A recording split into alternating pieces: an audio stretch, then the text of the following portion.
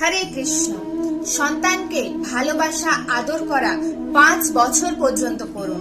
তারপর 6 বছর থেকে পুরো 16-17 বছর পর্যন্ত নিজের শাসনে রাখা উচিত। শাসনে রাখা মানে কিন্তু মারা নয়, কন্ট্রোলে রাখা উচিত। কমসে কম 16-17 বছর পর্যন্ত সন্তানকে নিজের চোখে চোখে রাখা উচিত। প্রতি ক্ষণে ক্ষণে নজরে রাখা উচিত। এটা কিন্তু শাস্ত্র বলছে, আমি নই। তারপর যখনই সন্তান 18 বছর হয়ে যাবে তখন আপনারা ওর পিতামাতা আর থাকবেন না, আপনারা হয়ে যাবেন তখন ওর বেস্ট ফ্রেন্ড। সন্তান কিছু ভুল করলে ওকে বকবেনও না, মারবেনও না, বরং একজন ভালো বন্ধু যেভাবে বোঝায় সেভাবে বুঝিয়ে বলুন।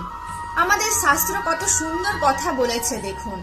যদি আপনি 16-17 বছর পর্যন্ত নিজের সন্তানকে না সামলে রাখতে পারেন তাহলে আর কোনো দিনও সামলাতে পারবেন না। আর যদি আপনি 16-17 বছর পর্যন্ত সামলে রাখতে পারেন তাহলে এটা নিশ্চিত যে আপনার সন্তানকে কেউ বিগড়ে দিতে পারবে না। রাধে রাধে।